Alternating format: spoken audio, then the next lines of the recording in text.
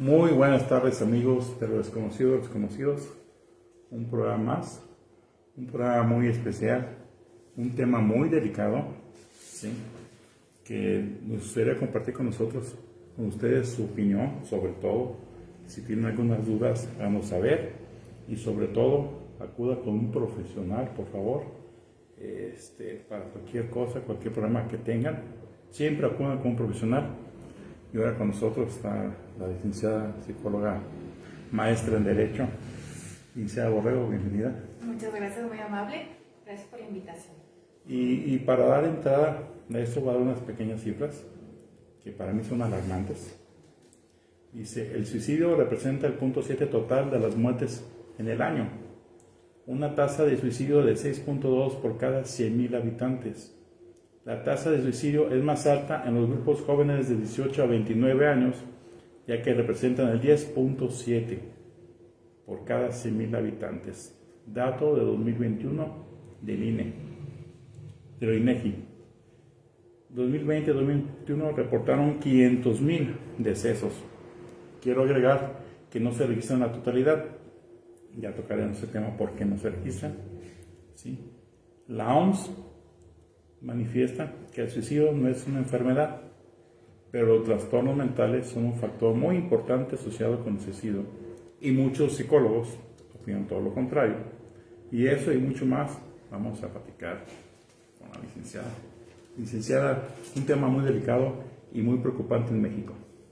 Sí, es alarmante, es muy alarmante el índice de suicidios. La Organización Mundial de la Salud señala que son 800 millones de muertes las que hay al año por situaciones de suicidio. Es alarmante en cuanto a que el índice de 15 a 25 años es el rango más alto y a partir de los 60 años también crece. Aquí también hay un factor que creo muy importante tocar en cuanto a quienes llevan a cabo esa ideación suicida y quienes llevan la consumación total al mismo. Y curiosamente, las mujeres en porcentaje tienen un mayor porcentaje de ideación suicida, de intentos suicida, a diferencia de los hombres.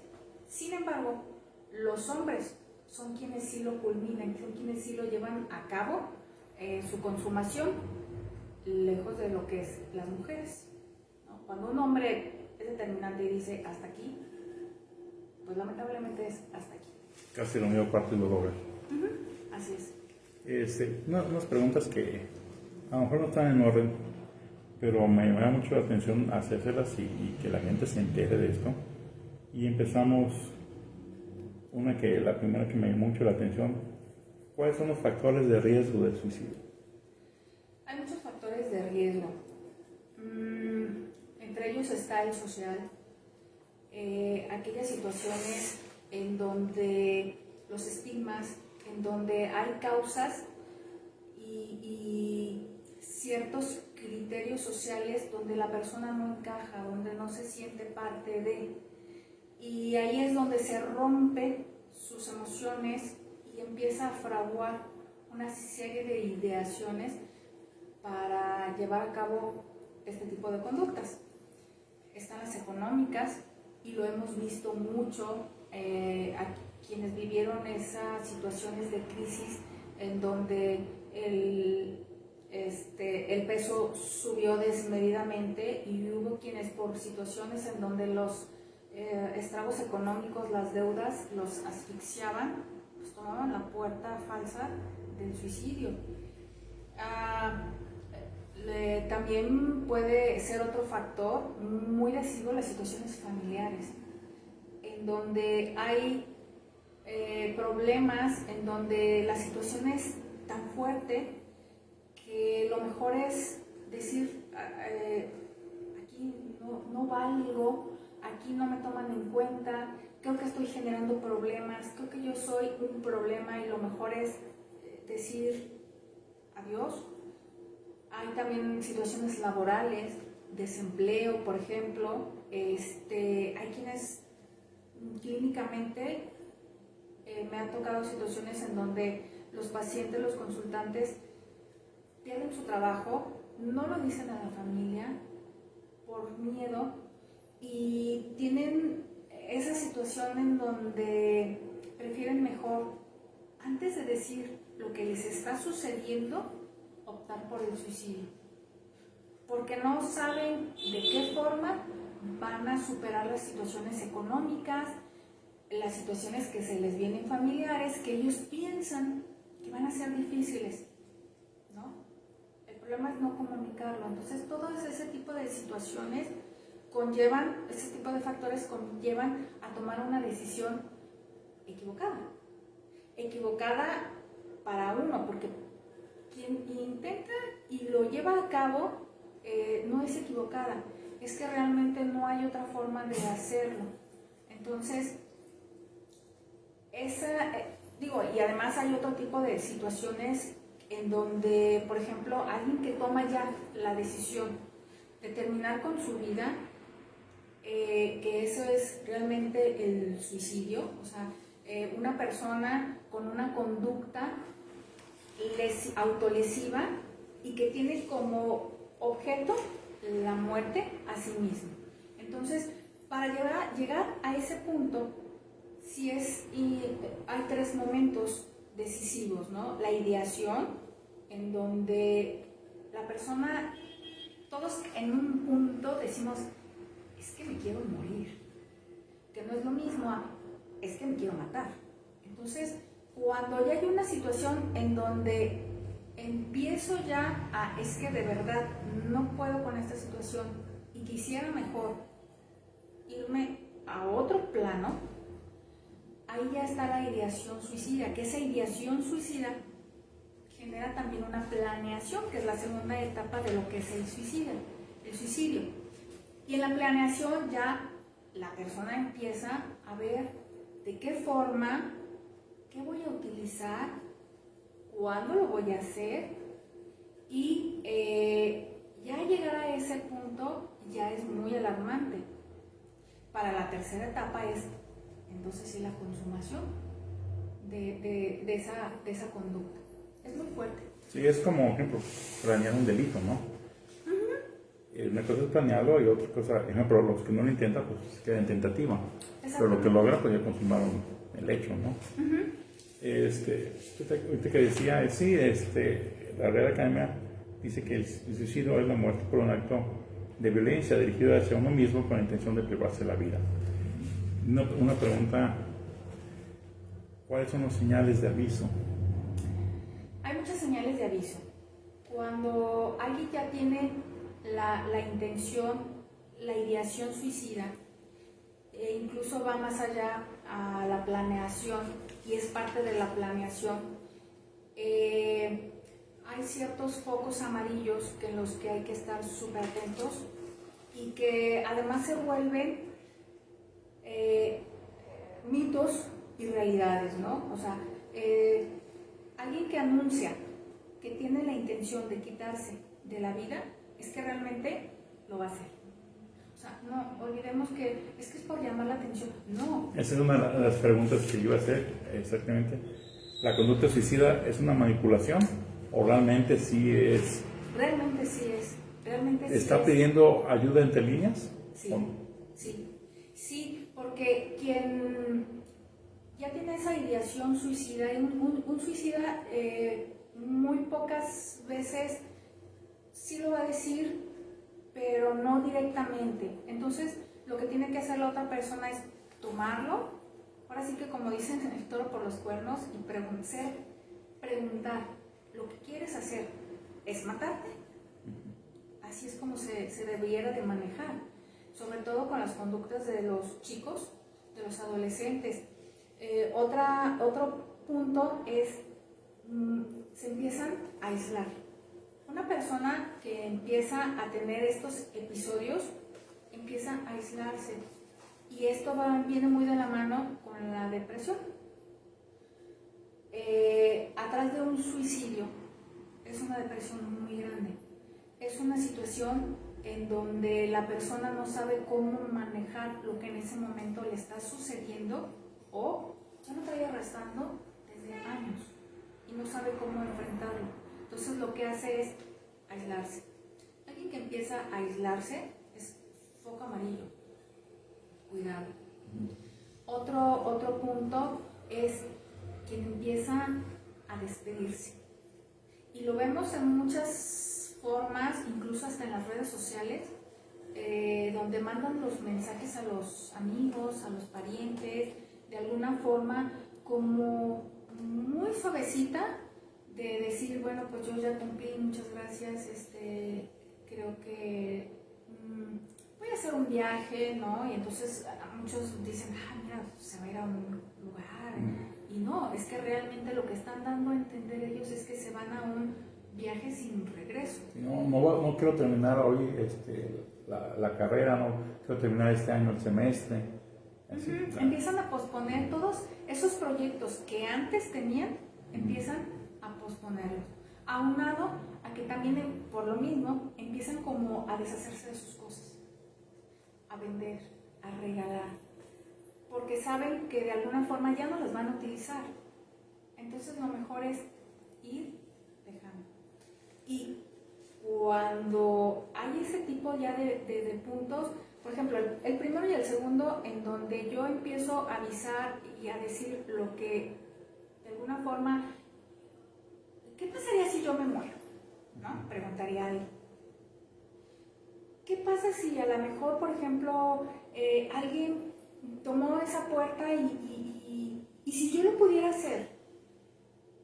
Esas son las preguntas que son muy como, te voy a tirar el anzuelo para ver si lo pescas, porque realmente quien está en esa situación lo que necesita es ayuda. Es como, lo estoy gritando, pero no lo quiero decir, no lo quiero afrontar. ¿Por qué? Porque me da miedo, me da vergüenza. Creo que me van a rechazar, ¿no? Entonces, pero es una forma de hacer un poquito el necesito ayuda. Cuando no se tienen esos puntos de riesgo, pues sí, lamentablemente llega la culminación de esa ideación y esa preparación. Entonces, sí, hay que atender, es un mito aquello de que es que lo hace por llamar la atención. No, o sea, algo está sucediendo para que él esté dando indicios de que quiere irse de esta vida. Y muchas veces también son factores en donde familiares, situaciones familiares, muchas veces, por ejemplo, los jóvenes que son abusados sexualmente, o en una familia donde la mujer es golpeada y ya no encuentran la puerta a ese sufrimiento, porque detrás del suicidio es un dolor interminable. Sí, la mayoría de la gente que no se empática con esto diría, pues un joven, ¿qué problemas puede tener? ¿No? Pues para un joven es un mundo que lo termine la novia, el novio, que en la escuela no sea aceptado, que le hagan bullying, y sobre todo llega a su casa y el papá o mamá golpeadora, y que le digan, pues no quisimos que naciera, fuiste un accidente, se le está destruyendo el mundo, se está cayendo en pedazos. Y es que la gente no entiende eso. Para esa edad que digan todo eso, yo para qué estoy aquí, ¿verdad? Como tú dices. Mira, traje, son verídicos, son cartas póstumas de personas que se quitaron la vida, ¿no? Y, por ejemplo, una de ellas, una nota que se dejó, dice, obviamente no voy a decir nombres ni situaciones, pero el contexto. Dice, adiós padres, lo siento, pero me voy porque no me quiere. Tajante y directo, ¿no? Así, y es todo lo que dicen. O sea, imagínate qué fue lo que vivió esta persona como para tomar esa decisión. Hay otra donde dice, mami, te dejo para que papá regrese a casa y tú ya no estés triste. O sea, wow. Sí, y eso viene a colación a lo que te decía hace rato. Por tu culpa no queremos que nacieras y por eso tu papá se fue. porque naciste. Mira, hay otro que dice, híjole, sí está fuerte, pero mamacita, me voy porque ya no soporto seguir sufriendo en este mundo. Por favor, no estés triste. Piensa que estaré con Dios. Cuídate mucho porque mis hermanos te necesitan. Esta decisión la he meditado mucho y ya no quiero sufrir. Sufrir. He luchado mucho, pero fracasé. Perdóname, por favor, y que Dios también me perdone. Por favor, no lloren. Y es lo que más deseo. Bueno, mamita linda, gracias por haberme traído a este mundo. Perdona. Qué fuerte, ¿eh? O sea, ¿cuánto tiempo habrá sufrido? ¿Meses o años? Años, son sufrimientos que se vienen arrastrando de años y que son poco perceptibles. Por eso siempre hay que estar muy alerta. Y te voy a asustar más. Estos cartas póstumas, frases póstumas, no lo vas a creer. Son de chicos de menos de 15 años. Toma. O sea, qué grave. Porque, y son los más, es el rango más vulnerable entre los 15 y los 23, 25 años, en donde sí, efectivamente la adolescencia es muy difícil, porque no somos ni grandes ni chicos, no nos queda, no somos de una talla ni de otra, no sabemos ni siquiera la preferencia sexual que es la que tenemos. Pero si a eso le aumentas todas las situaciones que estoy viviendo en casa, de rechazo, escolares, de bullying, o sea, es tremendo. Entonces, estar al pendiente de las conductas que se pueden generar a estas personas tan vulnerables, yo creo que es preponderante para la prevención del suicidio. No se diga también en personas ya más adultas, donde también existen otro tipo de factores que son, por ejemplo, el económico, también el familiar, y en donde la única salida que encuentran es el suicidio. ¿Por qué? Porque es una situación de desesperanza, es una situación en donde ya no veo más allá y no sé cómo mitigar este dolor que siento para muchos de años, y que a lo mejor muchas veces salgo a la calle poniéndome un traje de luchador y de yo todo lo puedo, soy una guerrera, pero por dentro eso nadie lo ve. Y cuando entonces la situación depresiva que hay atrás del suicidio empieza a generar y a aventar estos puntos, estos focos amarillos de aislamiento, de regalar, de ya no quiero nada más, ahí es donde hay que tener mucha atención, porque eso nos está diciendo cuidado. Entonces, ese tipo de alertas, y de donde hoy en día se toman como, lo que pasa es que está haciéndolo muy grande, ¿no? Un drama. Sí, está haciendo un drama, y además es una persona que nada más quiere manipular. Y no, hay que tomar atención a ese tipo de focos, porque de ahí depende el salvar una vida o el perderla. Sí, y no solamente se pierde una vida, se pierde la familia. Toda la familia queda destrozada completamente. Y más ejemplo, ahorita un claro ejemplo, me se ve en la mente que la muchachita que termina con el novio, y esa es la razón que se suicida. Pero tú no sabes que la familia es disfuncional y busca el amor con el novio, lo que no tiene con su familia. Uh-huh. Y el novio apoya toda su felicidad en él y la termina, pues se le cayó el mundo. Y por eso toma ese dato. Y no porque, pues no después encontrar mucho, sí, pero buscaba en el novio o la novia lo que no le daba el amor en su casa. La aceptación. Exactamente. La aceptación que yo necesitaba de mi familia, uh-huh. No el rechazo. Sí, debe ser dependencia totalmente a esa persona, pero ¿por qué? Porque viene de una familia disfuncional.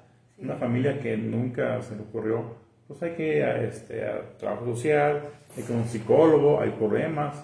Desgraciadamente, no solo en México, en todo el mundo, piensan que un psicólogo es para gente loca. No, es un programa, es para ayudar. Problemas familiares, problemas de parejas. A lo mejor terminas con tu esposa que duraste 30 años de casado y te suicidas. ¿Por qué no arreglaste desde antes ese problema? ¿Por qué no fuiste con terapias? ¿Ya? Exactamente, es que son súper importantes. Yo creo que, y más que o sea, es obligado que cuando tú detectas a una persona que tiene una situación de riesgo suicida, el invitarlo y uno, hacerle frente, hablarle directo y decirle, a ver, yo estoy viendo estas conductas situaciones, que no van. ¿quieres matarte realmente? O sea, eso, ser directo y no es, ay, es que se oye muy fuerte, no, es que se va a oír más fuerte. No, se va a ver más fuerte si lo logras. Cuando termine con su vida, ¿no? O sea, entonces, ok, es como un zarandearlo y decirle, aquí estoy. Porque a lo mejor la familia o no tiene un respaldo y no tiene ese soporte en donde pueda decir, sí, quiero terminar con mi vida. Ahora, una vez que está ya esa situación que ya salió, ya es canalizarlo a una terapia. Pero sobre todo, y mucha gente no lo sabe, existe la suicidología, existe el suicidólogo. O sea, un terapeuta va a estar contigo de 10 a 8, de lunes a viernes y los sábados mediodía. Pero las crisis, las verdaderas crisis suicidas, no tienen horario. Sí, puede estar afortunadamente en ese momento en consultorio, No, pero va a estar en su y casa. además, pues es que el terapeuta, el psicólogo y el psiquiatra están en terapia. Entonces, en ese momento de una crisis fuerte, no voy a poder contestarte el teléfono. Y es cuestión de segundos, de minutos, no, de segundos, en donde la persona suicida toma la decisión equivocada, ¿no? Entonces, un suicidólogo, que es el experto en dar esa contención a este tipo de pacientes, lo vas a encontrar las 24 horas del día, porque no nada más tienen un celular, 3, 5, para eso está. Una tanatóloga, también su horario es reducido y no va a poder atender el servicio urgente que necesita esa persona. Entonces, lo mejor sí, tu terapia, canalizarte, recibir la atención que requieres e incluso los momentos en que a lo mejor alguien que ha intentado suicidarse y que no nada más es la primera vez, sino ya viene arrastrando una serie de conductas que la familia ni siquiera, ni por aquí las piensa, ya tiene el riesgo de suicida más elevado. Y entonces a lo mejor es momento también de una contención del paciente e incluso que pueda ser recluido a un lugar en donde pueda ser atendido psicológica y psiquiátricamente. Sí, hay dos preguntas que me vienen a la mente. A veces están en la tele personas que se quieren suicidar y luego dice, llamen las 24 horas a intervención en crisis. O sea, están las 24 horas. Sí. Por ejemplo, antes estaba David, las 24 horas para apoyar a la persona. Y una pregunta que me dijiste, que salió el tema, toda la familia, ya los ojayos ya no funcionan. Toda la familia debe buscar ayuda si tiene un suicidio en casa. Definitivamente. Sí, porque el sistema familiar se mueve.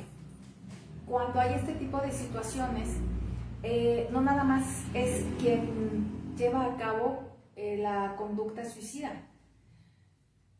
porque se genera en el sistema familiar también tal movimiento en donde existe la culpa, en donde existe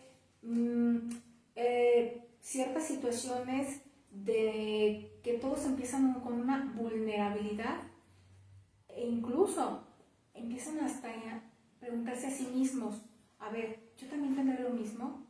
¿Yo también recaerá esa situación?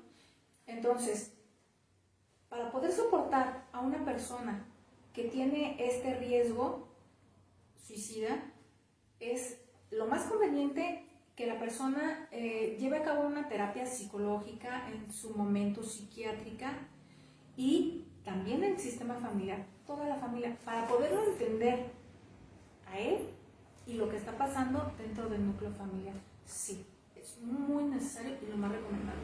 Sí, por ejemplo, el mayor se quiere suicidar, el mayor, y el hermanito chico que lo vea como ídolo, ve eso, pues le va a afectar muchísimo, ¿no? No, y además es que son conductas aprendidas. O sea, yo veo que, y déjate del hermano, el papá, hay muchas historias en donde los propios hijos han visto cómo los padres se suicidan, ¿no? O quienes toman la decisión pensando en que a lo mejor, porque muchas veces lo toman hasta como un castigo para la pareja, para los padres, y pensando, y hay una situación, una anécdota en donde sí sucedió de esa forma, la mujer toma la opción de suicidarse para castigar al marido, y que entonces el marido llegue y la vea y se sienta culpable, y oh sorpresa, que el hijo pues por ahí salió temprano de la escuela y fue el primero en el que vio la escena. Ninguna madre desea que un hijo vea una escena tan dantesca. Traumarse para toda tu vida. Exactamente, entonces qué increíble y qué difícil esa situación en donde debe de someterse a toda la familia a terapia. Sí. Una pregunta que sale de eso, ¿el suicidio es hereditario?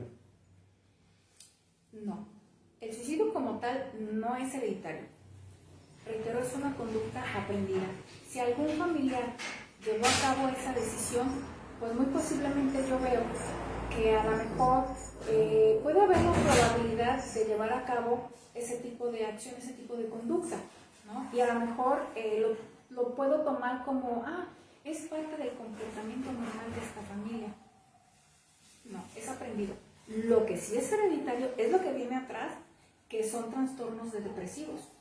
Eso sí es hereditario. Y entonces alguien que ha tenido una mamá, una abuela, una tía, pues hay que estar también muy alerta, porque muy seguramente ese trastorno depresivo o de ansiedad puede sí ser hereditario, y entonces estoy yo más predispuesto a tomar esa situación y esa conducta, esa depresión me va a llevar a un suicidio posiblemente.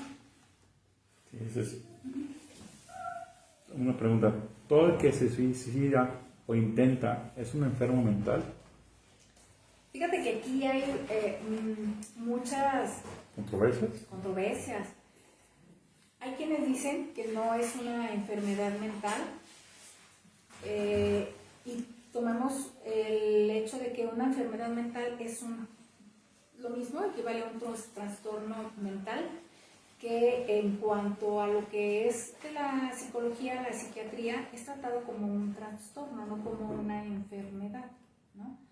Entonces, el trastorno mental podría decirse que existen muchos trastornos mentales, ¿no?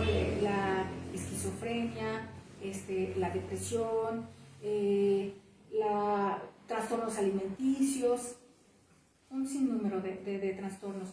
Sin embargo, lo que creo que da una muy buena pauta es que ya en el manual de trastornos, trata de diferentes trastornos, es el DSM-5, que salió en el mayo de 2013, ya toca el suicidio como un trastorno. Entonces, si el manual ya lo toca como un trastorno, quiere decir que estamos ya frente a un trastorno, lo que dirías tú, una enfermedad. Entonces, estamos hablando de que sí, efectivamente, ya estamos en una enfermedad. Ha sido tanto la estadística de aumento de suicidios a nivel estatal, a nivel nacional, a nivel mundial, que ya no es aislado. Ahora ya realmente es un trastorno y hay que tratarlo como tal. Una pregunta que me gustó mucho. ¿Cómo ayudar a una persona que dice tener ideas suicidas? ¿Qué hacer y qué no hacer? Ok, ¿qué hacer? Cuando una persona te lo dice y es confrontativa y dice, este es el momento de hablar, el no juzgar, el abrir tu corazón, el preguntarle por qué está tomando esa decisión, qué es lo que lo lleva, qué hay atrás, pero de una forma tan dulce, tan empática, que no necesita ser regañado, ni estarlo cuestionando, ni decir es que tú, es que mira, o sea, no. De una forma tranquila, de una forma pacífica, tratar de entender, ser empático, entender a esa persona que no nada más es la decisión de es que me voy a matar. Es que ¿qué hay atrás de todo eso para que tú hayas tomado esa decisión? Y atrás de todo eso es mucho dolor, muchas emociones encontradas que no han podido salir de una forma, ¿qué te diré? De lo más sano que se pueda. Es como una botella, agitarla demasiadas veces y no, no encuentra la salida, esa agitación. ¿Hasta que quitas el corcho o la corcha, ¡pum! ¿No? Entonces, la forma en que puede tratarse esa situación es platicar, hablar, el diálogo y decirle, ¿realmente quisieras que tu sufrir terminara? Ok, vamos a tratamiento, vamos a una valoración y vamos a ver ese riesgo en qué punto está. Cuando vas a una valoración, híjole, hay muchas sorpresas, ¿no? Porque resulta de que no era la primera vez ni la segunda, ya vienen muchas atrás. Entonces sí hay un riesgo. Y ahí, a partir de poder establecer y diagnosticar tu riesgo, tomar las medidas que deben de tomarse. Pero siempre del brazo, siempre del abrazo, siempre del aquí estoy. No del rechazo, ni del juzgar. Jamás tiene que hacerse eso. Ese es en el caso que de la persona pueda decirte y hablarte francamente y decirte, me está pasando Tengo esto. esas ideas de suicidarme. Quien no lo dice, vuelvo a reiterar, hay que confrontarlo porque ya hubo una serie de situaciones y de procesos que me están indicando que esta persona no anda muy bien, algo está sucediendo. Digo, si antes era una persona alegre, dicharachera, que salía y de repente se viene para atrás, pues igual y puede ser por alguna situación que enfrentó un divorcio, una muerte de un familiar, pero si esa depresión te lleva a la cama y no sales de la misma por espacio ya de semanas, estamos hablando de una depresión grave, que no te la va a decir por vergüenza, a que lo juzgues, a que lo humilles. Entonces hay que abordar y decir, lo que tú tienes es una depresión y quisieras matarte. Eso es abordarlo, decirle, tratarlo, confrontarlo. ¿Se oye crudo? Sí, se oye crudo, pero volvemos, se oye más crudo y se va a ver más crudo el ver a la persona a la que no se le pudo ayudar. ¿Cuál era la otra pregunta? Esa era qué hacer y qué no hacer. ¿Qué no hacer? Ok. Eso, juzgar. Juzgar, humillar, decir no es para tanto, porque sí es para mucho. Sí, porque es muy subjetivo, ¿no? Lo que para ti el mundo se está cayendo en pedazos, para mí no lo es, y viceversa. Exacto. Dice, ay, por eso, por favor, no juzgues, no prejuzgues. Sí, no hagas, y no lo tomes tan a la ligera. Ay, o sea, ¿de verdad lo que tú sientes es para tanto? No, es que es para mucho. Porque dentro de los trastornos de conducta, la persona que empieza con la ideación y luego la preparación es un sufrimiento tal que tú no alcanzas a ver lo que hay dentro de ese cuerpo. Y que tiene que salir diario con una cara, a presentar una cara que no la es, ¿no? Entonces, yo siempre te veía tan feliz. O sea, ¿qué pasó contigo? No, es que pasan muchas cosas que a lo mejor tú no las entiendes. Pero si me ayudas y si me das la mano, vamos a poder salir, ¿no? Y esa es la ayuda, y el no decir, el no prejuzgar, el no, oye, pero si es que en esta familia nunca pasa nada, o sea, ¿cómo dices que tienes problemas y aquí nunca pasa nada? Pues a lo mejor no, y ya viste en la escuela. Sí. Pero lo que dicen, es que tienes techo, tienes comida, tienes escuela, ¿qué te preocupas? Espérate, no nada más es eso. ¿Sí? Por lo mismo, yo tengo escuela, pero tengo problemas de aceptación con mis compañeros, porque uso lentes, porque estoy gordito, por el bullying y todo eso. Me quiero refugiar con el cariño de los papás, que yo siempre he dicho que a nadie de mis generaciones antepasadas les enseñaron a ser padres. ¿Sí? Porque el papá, lo primero, pues yo soy estricto. Yo prefiero quitarme una carrera, soy estricto, a demostrarte mi amor y ser débil. Desgraciadamente así, y apenas las nuevas generaciones están abriéndose a ser amorosos, a acercarse a los hijos. Pero eso viene de atrás. O sea, nadie hasta esta época que apenas están enseñando a ser papás. Exacto. Fíjate, y también, por ejemplo, pudiera ser por lo que es una situación de conducta. Pero ¿qué me dices de lo neurológico? Es lo que te iba a decir, fíjate. Te vamos a hacer tantito, pero a veces me gusta platicar con psicólogos que me dicen, tú y yo podrías decir, yo tengo en momento de enojo, o en cualquier momento, 1000 formas de privar la vida a alguien. Es que puede ser esposado, a balazos, cuchillados, ¿sí? Lo puedo ahogar en cemento, un montón de cosas. La mente es infinita, pero eso, a realizarlo, esa línea que cruzas, ¿en qué momento? ¿Qué un cablecito que está aquí se desconectó? Porque yo lo puedo pensar, pero jamás lo haría. Además, golpear nunca me he peleado. A matar a alguien, a privar de la vida a alguien,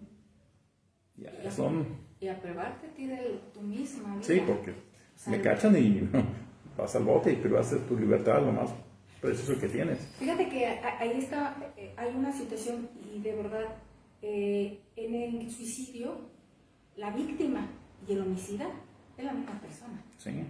¿No? Entonces, de ahí es bien importante que el único culpable es el suicida. No hay culpas, habrá corresponsables, Sí. por a lo mejor no haber ayudado en el momento cuando te lo estaba diciendo. Pero de eso a que eres culpable por el acto que llevó a cabo la otra persona, híjole, pues la verdad es que no. Pero en este tipo de situaciones es muy determinante también lo que tú decías, es genético. El suicidio no es genético, es aprendido, pero sí lo que es genético es la depresión, algún otro tipo de trastorno bipolar posiblemente, que va a derivar a una depresión y que va a culminar posiblemente, si no es atendido, en un suicidio, por toda aquella situación que la persona siente en el interior, ¿sí? Entonces, neurológicamente, pues a lo mejor hay ciertos tipos de neuronas que no están funcionando correctamente y no están secretando dopamina, serotonina, y entonces eso lo que hace ese tipo de neurotransmisores es pues crear la felicidad, crear la alegría, crear la empatía, todo eso, y cuando no los tenemos, ahí es donde viene la medicación. Hay que hacer que ese tipo de neurotransmisores empiecen a funcionar correctamente para que tú tengas una vida lo más normal que se pueda. Entonces, a lo mejor tus familiares, tu mamá, tu abuela, etcétera, etcétera, pues es una situación patológica que tú vienes arrastrando. Cuando tú te sientes de esa forma o alguien empieza a notar ese tipo de situaciones, y ahí es importante el psiquiatra, que es el único que medica. Y entonces va a medicar para que ese tipo de neurotransmisores funcionen correctamente y entonces se puedan secretar la serotonina, la dopamina, todo ese tipo de químicos que hacen falta al cerebro. Hay quienes dicen, no, es que, o sea, va a haber una situación en donde me van a crear adicción.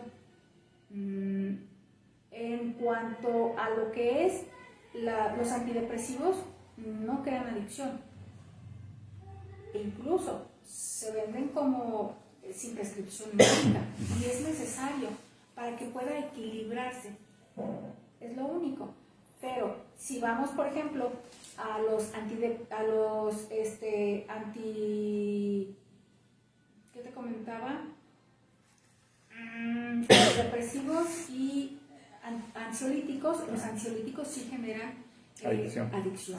¿Sí? Entonces, ahí sí se necesita, sí se requiere la prescripción médica, pero es necesario que haya ese tipo de medicamentos para que los neurotransmisores puedan funcionar correctamente. Y que esté un profesional a cargo de eso, y esté vigilándote, prescribirte. Y fíjate que no es mucho el tiempo en donde son tomados, porque la gente también se asusta y dicen, es que eso me va a volver loco y me va a desquiciar. No, es para tu mejor funcionamiento y generalmente se prescriben por 1 año, 2 años y se van retirando paulatinamente para generar que se regule tu cerebro, tus neurotransmisores. Fíjate, un ejemplo que tengo, muy cercano, ya me estoy diciendo como Lolita Ayala. Falleció mi papá ya hace mucho tiempo y no sabía hasta hace poco que mi mamá no podía dormir y tuvo que ir al seguro por medicina para poder dormir, relajantes. Y fíjate, nunca me lo comentó, hasta hace poco que me dijo, hace poco estamos hablando de años, y dejé de tomar esta medicina por fin. ¿Y por qué por fin? Pues yo me la tomaba, yo duré como 10 años porque no podía dormir por la muerte de tu papá. Y dije, caray, ¿y por qué nunca lo dijiste, le ayudaste? ¿Por qué nunca me comentaste? ¿No? Yo pensaba que estabas bien, yo pensé que viviríaste el duelo, pues, normal para la gente, meses y 1 año todavía, ya te vi mejor. ¿Pero por qué no me comentaste que duraste años tomando para poder dormir? Y es que también ese es el tabú, que no lo decimos, me está pasando esto, porque también el no poder dormir, el no dormir, genera situaciones depresivas que te llevan al suicidio. ¿Sí? Entonces, es ese miedo al rechazo y el que digan, es que estoy tomando pastillas para dormir, es que estoy tomando pastillas recomendadas por el psiquiatra, es que voy con el psiquiatra. O sea, cuando debe de ser lo más normal. Entonces, qué gran tabú hay, ¿no? Grandísimo. Si con el doctor normal, no, yo no voy, yo me siento bien. ¿Para qué? Un remedio casero tengo. Ahora con algo más delicado. Exactamente. Entonces, imagínate, todo lo asocian con que, ay, es que estás loca. No, es que necesitas ese medicamento como cualquier otra, como quien tiene cáncer, como quien tiene diabetes. Entonces, si tienes cáncer, pobrecito, híjole, no, qué pena. O sea, hijo, ya te vas a morir, no, espérame. No, y déjate de eso, o sea, qué pena, o eres diabético, híjole, no, de verdad, cuídate. No, es que soy antidepresivo y con riesgo suicida. Ay, Dios, esta debe de que sí, no está loca. mal. O sea, entonces, espérame, no. ¿sabes qué? Se convierte en tabú porque me vas a rechazar y me vas a juzgar. Mejor me quedo callado. Creo que tiene que haber una educación social, familiar, porque son temas que ni siquiera se tratan en familia y tiene que abrirse la familia, hablar de la muerte, hablar del suicidio, hablar del sexo, que también tenemos que, ay Dios mío, otro tema allá tocaremos también, sí, muy ácido. Sí. Pero, o sea, debe de haber esta apertura. ¿Tienes problemas? Acércate. Exacto. Yo no soy tu amigo, yo soy tu madre, pero yo te puedo aconsejar. Te puedo ayudar. Yo te puedo ayudar, yo te puedo llevar con alguien, un profesionista, para que te ayude. Sí, cuéntamelo. Yo, por lo mínimo, yo tengo más experiencia que tú y yo sé. Fíjate que ahí sí, o sea, sí, tienes más experiencia. No experiencia de lo que te pasa. Pero empezar con ese tipo de, abordar a por ejemplo, a un hijo y decir, es que yo tengo más experiencia que tú. No, bueno, tú, o sea, dímelo porque yo sé, ¿Qué dímelo, te pasa? te ayudo. Yo he notado esta situación, yo he visto esto, estoy en lo correcto. ¿Tu intención pudiera ser en un momento dado matarte? ¿No? Esa es la pregunta primera.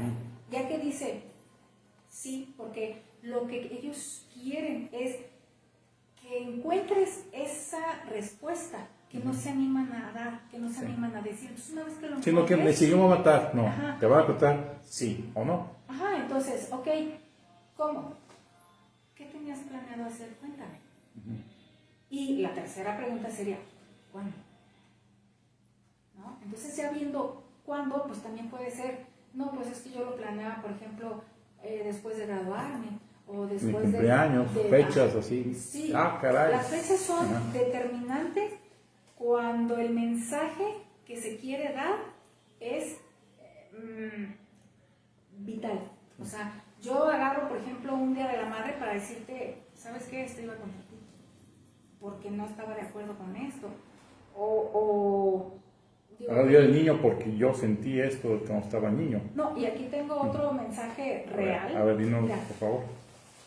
dice, tocante a eso, dice, mamá, hoy me dijiste que de mí a mi padrastro, preferías a mi padrastro, porque de él había recibido más que de mí. Y yo no entiendo por qué. Por eso hoy me voy, para que vivas feliz con él, porque yo te estorbo. O sea, ¿Cuántas veces no le demostró la madre que le estorbaba a la hija? ¿Cuánto desamor le demostró? ajá, y cuánta no aceptación. Y esta es una sola de muchas situaciones que se generan, de muchas situaciones en donde hay una desolación por parte de los hijos. No hay un acercamiento, y ahorita más, con eso de los celulares, cada quien está en su celular bye, buenas noches, adiós. Sí, Y no sabes las redes qué sociales vinieron a separarnos de vez de juntarnos. exactamente. Entonces, creo que ahí es un punto a tratar y a poner muchísima atención. No es que quieras ser una mamá metiche porque estás al pendiente, no lo eres, estás consciente de que algo está sucediendo. Claro, tampoco vas a ser la mamá en donde cada 5 minutos estás abriendo la puerta para ver qué estás haciendo. Pues no. Pero sí el tomar, a ver, esto ya está pasando. Su comportamiento, si convives en la casa 24 horas, te vas a dar cuenta que algo pasa, un cambio. Como más pequeño lo vas a empezar a notar, y vas a notar y notar, y es cuando ya ocupas decirle, enfrentarte, ¿no? Afrontarla y decirle. Tomarlo el toro por los cuernos y decir, a ver, esto está pasando. No el, oye, yo como que veo que, no, a ver, esto está pasando. ¿Cierto? O sea, el cierto es una afirmación.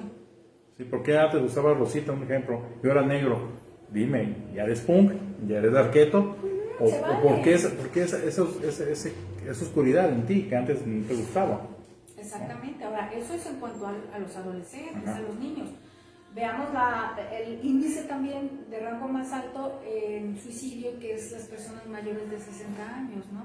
Personas que ya dejaron, jubilados, muchos de ellos viudos, los hijos ya se casaron, el nido vacío. Lo arrumban a un asilo. A un asilo, entonces pues yo ya no sirvo realmente para nada, porque en la conducta y en el pensamiento del suicida, sea adolescente, adulto mayor, siempre hay algo que, regla general para todos, es que yo ya no sirvo de nada aquí. ¿Yo qué hago aquí? Yo ya qué hago, yo soy un estorbo. Es que si yo no estuviera, las cosas serían mejores para los que están aquí. Nadie se va a dar cuenta que no. Ese es el pensamiento erróneo, porque hablando de los adultos mayores, pues para ellos los focos es el aislamiento, ya no quiero salir con mi familia, yo aquí estoy bien, empiezo a regalar todo, empiezo a hacer mi testamento, lo que hace años no hacía, y ya empiezo como que a acomodar para dar el próximo paso. Entonces, esas señales de alertas hay que estar súper pendientes. Y también, aunque no ocupes de una cuerda de pastillas, La depresión te mata. Fíjate, mi mamá se jubiló. Fue la más chica de su grupito de amigas que se juntaba de la escuela. Creo que la mayoría, el 80% que se jubilaron antes que mi mamá, ya fallecieron. Y jóvenes, relativamente, 80 años, 70, y se veían bien. O sea, cumplían ahorita 80, se murieron mucho antes. La depresión también te mata.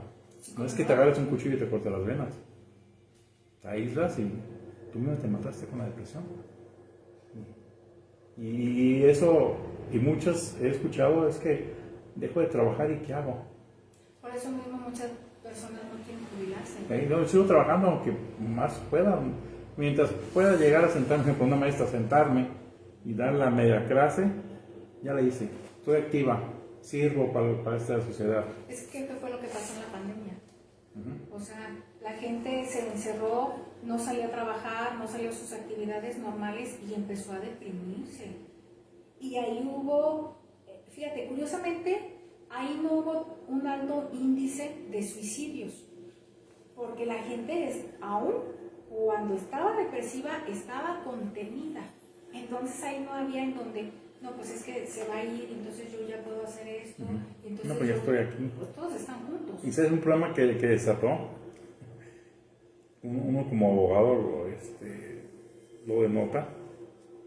No sabes convivir con tu pareja 24 horas. No, pues es que nunca has convivido con ella. Exacto. ¿Qué pasó? Que no se supone que tienes que convivir y conocer muy bien a la pareja antes de casarte. Vivir con tu pareja 24 horas, ¿cuántos no tronaron? Sí. Y a raíz de ese truene vinieron muchas situaciones. Sí. Después, hijos o las parejas, exparejas. Cuando ya empezó lo de la pandemia como a disolverse, como a soltarse. Y ya sálganse. Entonces ya empezaron a tomar las decisiones que habían postergado o las que se dieron dentro de pandemia a decir, pues sí, es que realmente ya vi que en esta familia no funciona. Sí, ya perdí mi esposa, mis hijos. Exactamente, o sea, ¿qué más me queda? No tengo trabajo. Exacto, ¿cuántos no perdieron el trabajo? Estuvieron contenidos en familia, pero una vez que la situación un poquito se soltó, ya empezaron a tomar otro tipo de... Y entonces el índice de suicidios se elevó enormemente. Estamos hablando que el año pasado eran 500 y tantos. A este año que vamos en el... Este año que va a cerrar, que como en abril no sale la estadística, se va a subir, pero... 600 y tantos vamos. En Jalisco. En Jalisco y en los meses. O sea, mensual. Es increíble, es una situación tan lamentable, es esa pérdida de amor a la vida, en donde incluso, ¿recuerdas cómo inició el que yo volviera a venir?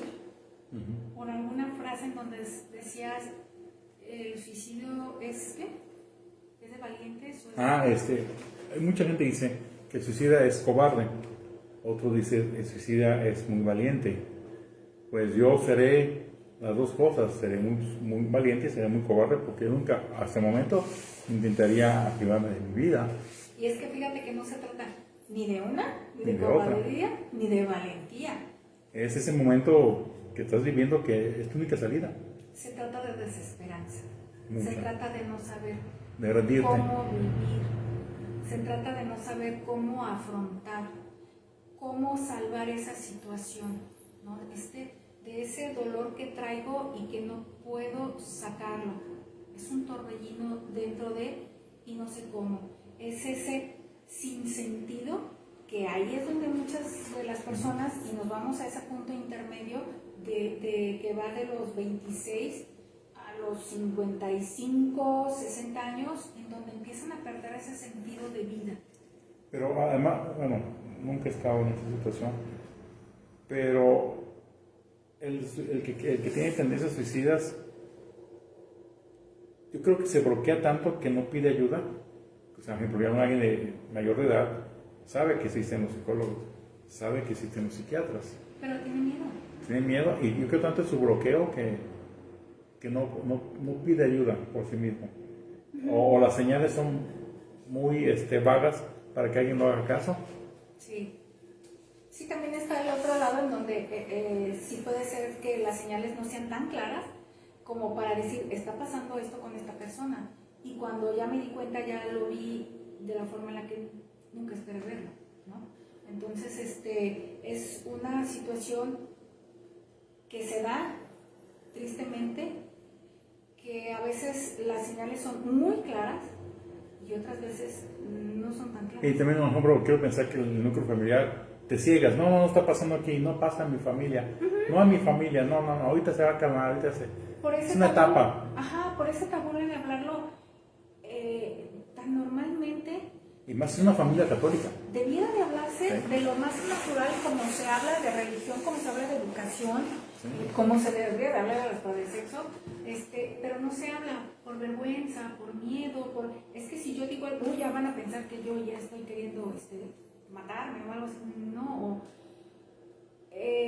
puede ser un tema, incluso hasta abrirse de repente y decir, oye, ¿tú has pensado alguna vez en quitarte la vida? ¿No? Entonces abordarlo desde esa perspectiva, en vez de taponearlo y decir, no, espérate, ¿por qué vas a estar? ¿O por qué dices eso? A lo mejor lo escuché de un compañerito. Y si te dice no le bloqueas, le preguntas, pues puedes ir a ayudar al compañerito. ¿Sí? ¿Por qué decirle eso? Es que mi compañero me dice eso. Vamos con los papás a decirle que él tiene un problema latente. No para regañarlo, ni decirle, deje de hablar con mi hijo, nada de eso. Venimos a decirle ayudarlo. Para ayudarlo, porque quien está en ese tipo de situación lo que quiere es una mano amiga, es un oído que lo escuche. Y cuando tú llegas con esa persona que está en ese riesgo suicida y lo escuchas, ya liberó mucho. O sea, si llevaba el 100% de la intención, ya quedó en un 50%. ¿Cuánto ayuda el ser escuchado? Y alguien que esté dispuesto a escuchar. Por eso es que hay que ir, por ejemplo, hay muchas con el suicidólogo que es el que te va a escuchar de primera mano. ¿Sí? Si yo ya tengo la ideación suicida y la preparación y estoy a tiempo y yo me siento con una situación de esa índole y además que tengo esa predisposición familiar porque mi mamá, porque mi abuelo, porque mi tía, caray, yo acudo con el psicólogo y le explico y le digo, porque fíjate, curiosamente, cuando llegan a psicología se da cuenta como que se quitaron la chaqueta social y cuando entran, ya son ellos. Y es cuando pueden hablar y decir, me está pasando esto, ayuda. Y es una forma completamente honesta con uno mismo y sana. Te vas a salvar a ti y vas a salvar muchas situaciones, e incluso cuando empiezan a hablarse todo este tipo de situaciones familiar y socialmente, es el poder prevenir. A mí me pasó, yo lo sentí, ¿por qué no ayudar a otras personas? Sí, esa era una pregunta que te iba a decir, que el suicidio se puede prevenir. Por supuesto. ¿Y cómo se puede prevenir? Recibiendo atención médica. Cuando es detectado a tiempo, o ya sea porque eres ya en la edad adulta y en donde dices, yo quiero resolverlo e ir con el profesionista y decirle lo que me está pasando, o cuando es detectado por otra persona en la edad adulta, en cualquier edad, y ok, te está pasando esto, ¿es cierto? Vamos a crecer, yo te acompaño. Y estar ahí pendiente de la persona, porque es lo que el suicida necesita, saberse querido, saberse aceptado, saber que pertenece a la sociedad, a la familia, a donde él se mueve. Cuando él no recibe eso, pues muy seguramente va a dar pasos en falso y va a consumarlo. Pero la prevención es, y se puede prevenir hasta hablando por teléfono.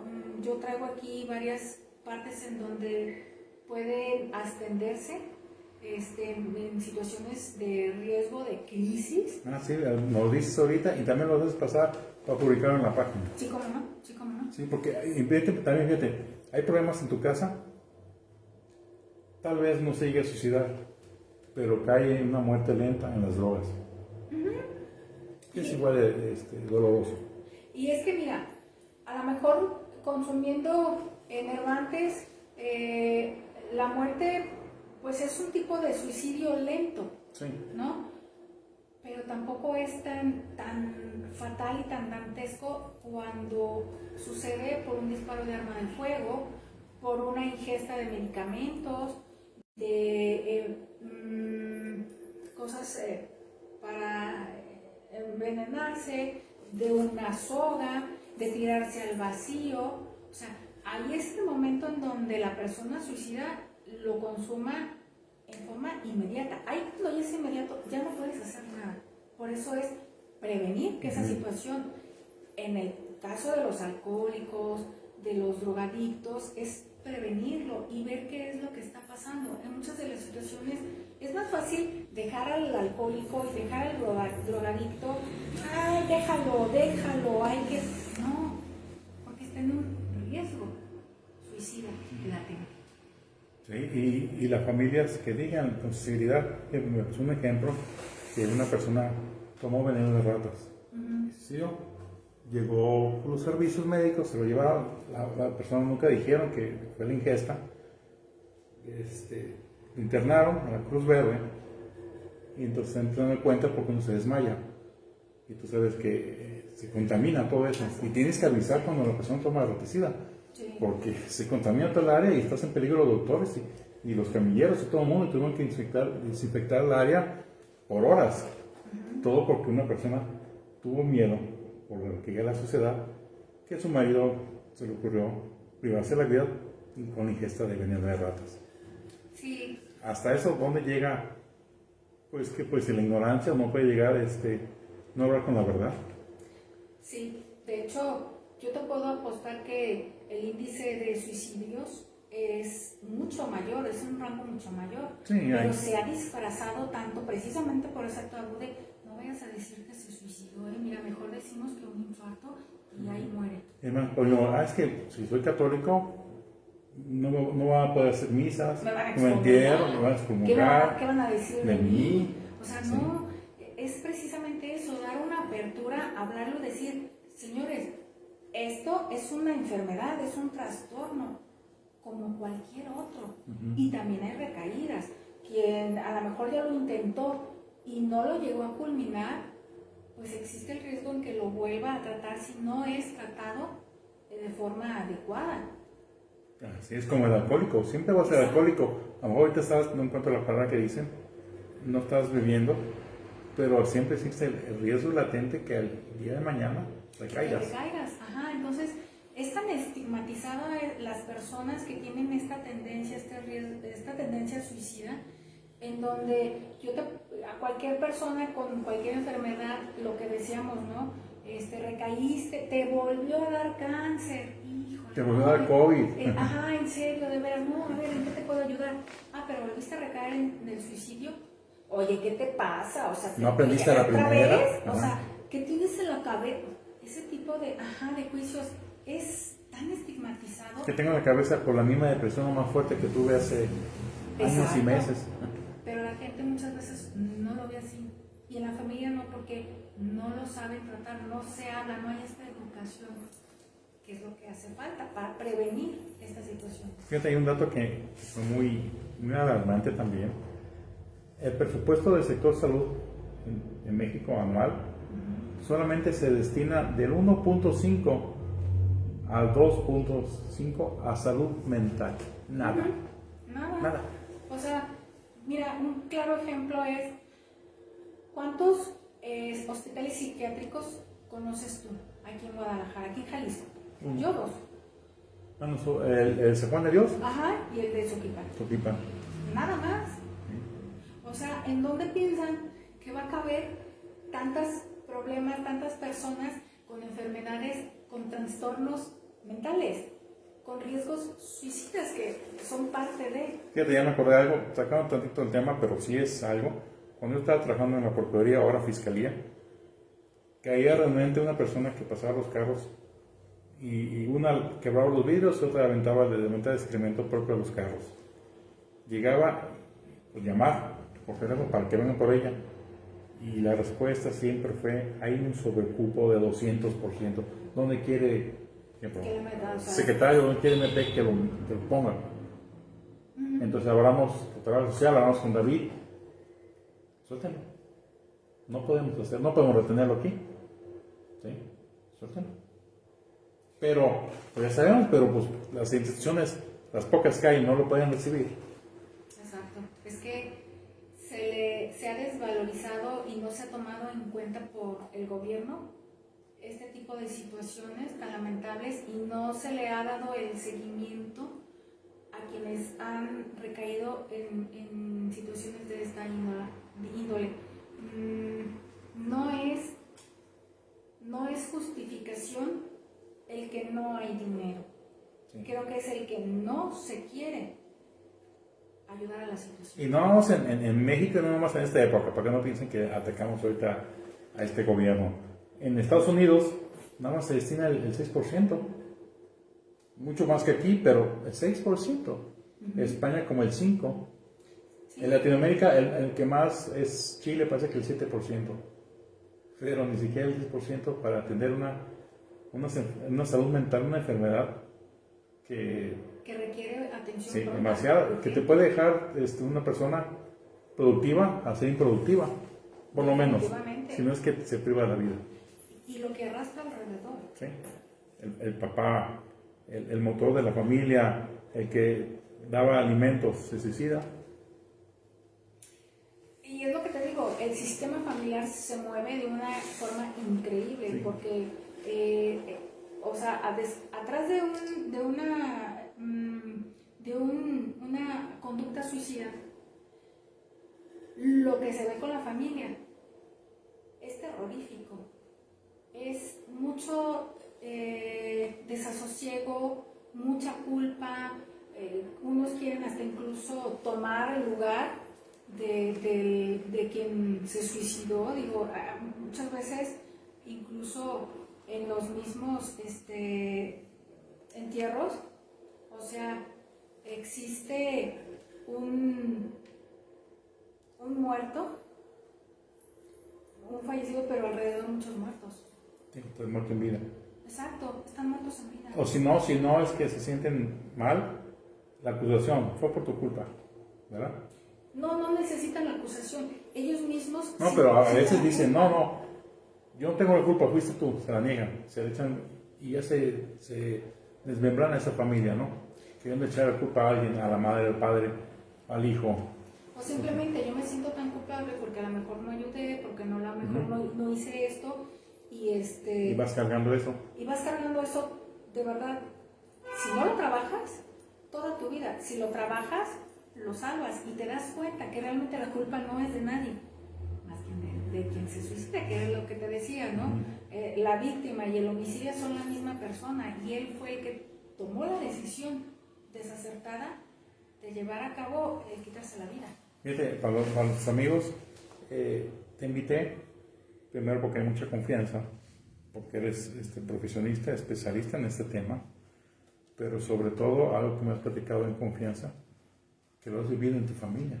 Porque a veces hay gente, no, pues es muy fácil que una psicóloga pues, que leyó libros y todo eso se ponga a decir y diga, ay, sí, pues sí, cuídate, cúrate, habla, platica, acércate a la familia. Pero que aparte seas psicóloga, que estudiaste esto, lo hayas vivido en tu familia. Eso, yo digo que la gente vea que esto es tan real que en tu casa se vivió, se está viviendo y que puedes decirle a la gente con la cara en alto, se puede tratar, se puede ayudar, yo lo viví, yo lo he vivido. ¿Me comentaste tu experiencia? ¿Me puedes decir? Sí, mira, mi padre pues que fue como en el 2000, hace tiempecillo, tomó la decisión de suicidarse, se disparó en la cabeza. Yo no lo supe hasta una semana después que me avisaron. Y efectivamente había muchos focos rojos, pero quienes estaban en ese momento con él, porque él vivía en otra ciudad, pues no estaban alertas. Yo la verdad hace 20 años yo no sabía todo lo que hacer, porque a partir de ahí fue que empecé como a investigar y a devorarme esto y a hacer lo otro, etcétera, etcétera. Pero sí hubo muchos esos focos rojos que no se atendieron. Entonces él tomó la decisión de terminar con su vida. Él tenía cáncer, fue algo para él pues muy fuerte y muy doloroso, y en ese tipo de situaciones es también cuando se toman las decisiones de mejor me quiero morir, porque así no puedo vivir. O no quiero ver a la familia sufrir por mí, ¿sí, verdad? Porque es una enfermedad muy dolorosa. No Sí. quiero verlo sufrir día a día porque me estoy deteriorando yo, una vez ya. Estoy causando gastos, lágrimas, y mejor prefiero así. Entonces, sí, yo tuve esa experiencia con mi padre. Él se suicidó hace como 20 años. Tengo otra experiencia muy cercana, gracias a Dios no fue consumada, pero sí ha sido un riesgo suicida, que ha podido, precisamente con lo anterior, se aprende malamente, pero bueno, es lo que yo te decía, son conductas aprendidas y son situaciones que incluso ya se traen genéticamente. En este caso creo yo que es una situación genética, en donde en mi familia siempre ha existido la depresión, ¿no? Y una mamá que tomaba pastillas como si fueran lunetas y cuestiones así. Entonces, pues sí, los focos rojos latentes en donde alguien de la familia puede presentar esa sintomatología, ponerse las pilas, ver, y cuando a mí, esta personita hermosa, ella lo detectó, e incluso siempre ha sido como yo creo que el primer desencadenante no riesgoso son las autolesiones. Ella se autolesionaba, y llegó un punto en el que dice, ya no más porque estoy sintiendo que me estoy yendo más allá. Y cuando ella decide y dice, no lo quiero volver a hacer, me está pasando esto, es cuando tomo cartas en el asunto y digo, ok, vamos a ayudarte, vamos a que te ayuden, a que te apoyen, a que me apoyen, a que hacer una barrera de contención. Va con todo. Y bueno, pues hubo la necesidad en ese entonces de internarnos. Había ya riesgos suicida anteriores, no era la primera vez. O sea, cuando tú llegas a que te diagnostiquen, te hacen un examen y te valoran, y entonces en esa valoración pues resulta de que no era la primera vez, ya había antecedentes. Gracias a Dios no se consumó, pero sí es necesario ponerte las pilas, atender la situación y salvar a una vida que a lo mejor pudo haber sido también, y estar muy al pendiente y darle la atención médica que se requiere. Entonces, yo creo que más que nada es todo esto que nos sucede es también como para decir, a mí me pasó y puede pasarle a cualquiera. Y no pasa nada, no es una cosa del otro mundo, es algo que estamos viviendo constantemente, más de lo que se piensa, y la ayuda es de la que se necesita ya. Sí. Y recorrerle otra vez, casi como dice Correo, ve con un profesional. Por eso están ahí. Ve con un profesional. Y esto no es gripa que se quita a 2 o 3 días. Es un tratamiento largo. Sí.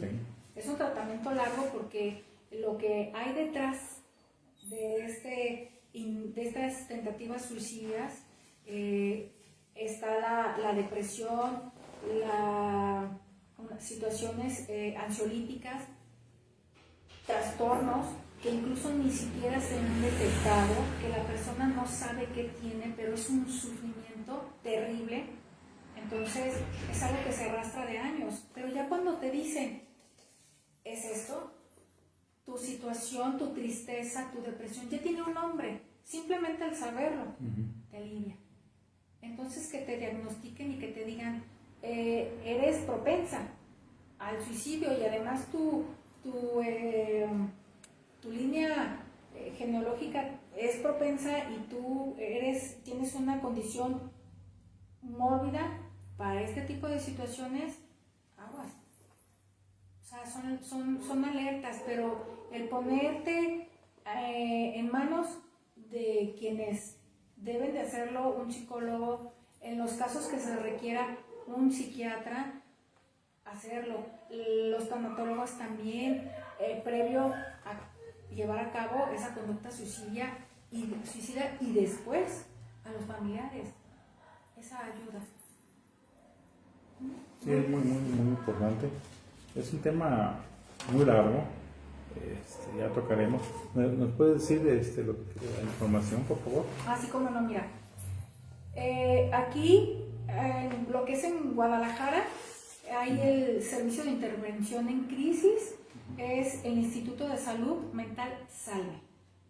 Los teléfonos es el 01800 227 47 47. 24 horas. 24 horas. Hay otra unidad policial de atención en crisis que se llama UPAC, en la Fiscalía General del Estado, y luego el teléfono es 36 68 79 00, extensión 11689. Hay otro, es en el Centro de Espiritualidad Diocesana de Atención en Crisis, CEDAC. El teléfono es 36 54 50 00. En el Hospital Psiquiátrico de Zapopan, ahí también hay atención 24 horas. Te debo el teléfono, pero es que es ahí a donde yo fui. Okay. Y lo digo porque a mí la atención fue magnífica. De hecho, ahí mismo te dicen, quiere que su familia reciba la atención. En este momento la situación está así. Uh-huh. Y tú te decides si realmente necesitas, o sea, lo mejor y lo más recomendable es ya. Okay. Pero a lo mejor dices, no quiero esperar. Ese tiempo de espera es primordial para salvar una vida, ¿no? Pero ellos te canalizan y te dirigen sumamente. Y la atención, excelente. Otro es la Clínica de Asistencia Psicológica a la Familia de Jalisco. Es el teléfono 36 24 41 54 o 36 24 79 35, extensión 198. Y, por supuesto, el 911. Sí. Del 911, fíjate que de las llamadas que se reciben, son fácil al día 5,000 por sucesos suicidas, de las cuales la mitad no es cierto, pero la otra mitad sí. Entonces, imagínate, 3,500 al día, que son eventos ciertos. Qué increíble. Muchísimo. Muchísimo por una sociedad supuestamente vivimos, que ya estamos en un país del primer mundo, pero eso no exime a tener sus problemas. Fíjate que ahorita que lo estás tocando, me viene a la mente una situación social, político, en donde estamos en un estado que es muy conservador, muy de situaciones muy arraigadas de clase y de buen comportamiento. Y ahí es donde entra el tabú en estos temas. No lo hables, no lo platiques. No lo digas. No lo cuentes. No, porque luego se va al infierno, no va al cielo. No, ¿y qué van a pensar de la familia? Sí. ¿Qué van a pensar Yo de tan tu recto papá, y todo. de tu hermano, de tu tío? No. O sea, tú di inventa cualquier otra cosa. No, las cosas por su nombre. Sí, Exacto. Se suicidó. Háganlo aparecer en el acta de defunción como un suicidio, no como un accidente, que eso es lo que pasa. Lo disfrazan y le ponen causas de muerte. Accidente. No, es que ese accidente tiene un nombre muchas veces, otras veces sí es el accidente. Un accidente. Pero en generalidad son, y es lo que no está estadísticamente contemplado, es suicidio. Oye, ¿de qué murió? No, pues le dio un infarto. O sea, no. ¿Por qué le dio un infarto? Se suicidó. Es que se tomó como 50 pastillas para dormir. O sí, se suicidó. Entonces hay que hacer una realidad de lo que estamos viviendo, de lo que estamos palpando, porque eso nos va a ayudar a hacer focos rojos para otras personas. Y si otras personas ven que efectivamente existe, se da seguimiento y se puede prevenir, yo me voy a abrir para poderlo tratar. Se puede venir y se puede curar. Definitivamente. Acudan.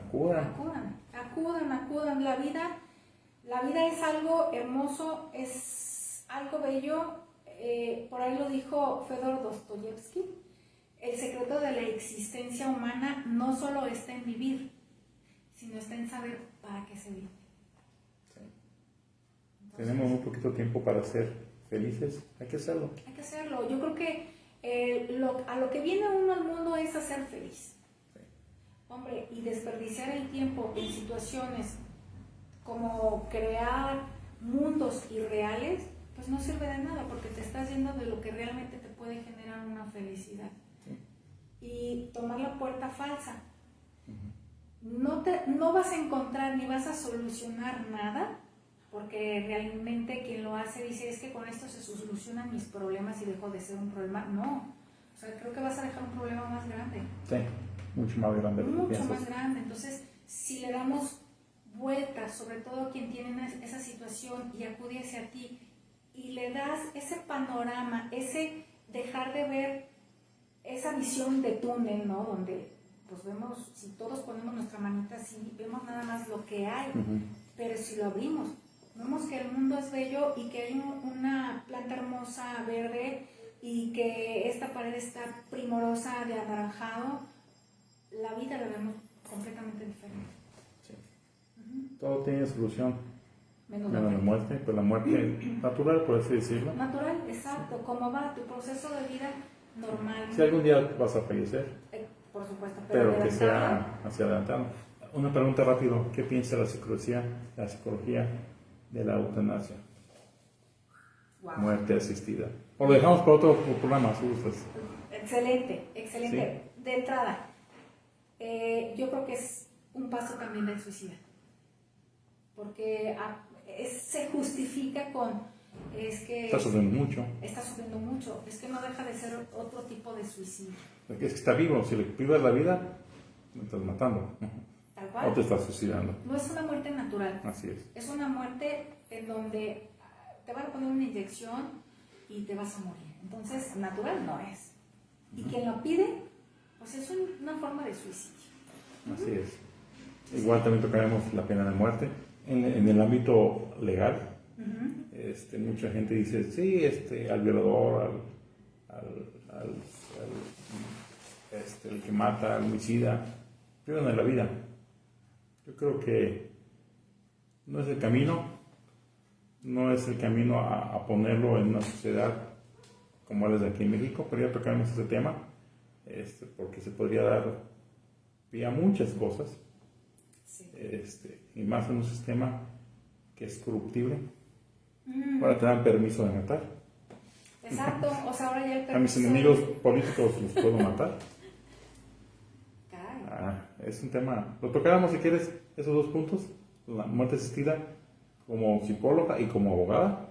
Claro que sí. Y la pena de muerte, así. Que en muchos países está, en otros no. Aquí ya se abolió hace años, pero podemos tocarlo, mi estimada. Muchísimas gracias por estar aquí. Oye, antes de terminar... Sí, adelante. Bueno, cuiden a sus familias, cuiden a sus allegados, siempre hay solución para prevenir. Hay señales, atiendan a las señales.